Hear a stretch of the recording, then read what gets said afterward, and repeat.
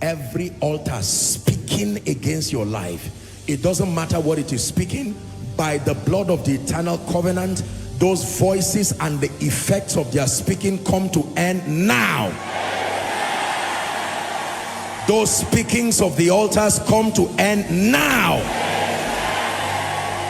I decree and declare by the power of the Holy Spirit, let a new altar speak righteousness, speak favor, speak blessings, speak advancement, speak restoration, speak increase, speak new levels, speak advancement, speak multiplication in the name of Jesus.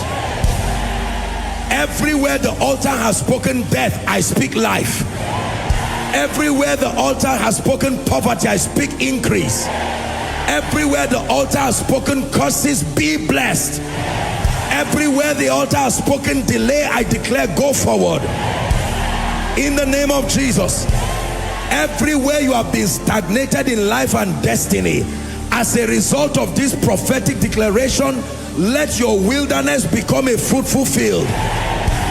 Let your wilderness become a fruitful field, and let your fruitful field become a forest in the name of Jesus.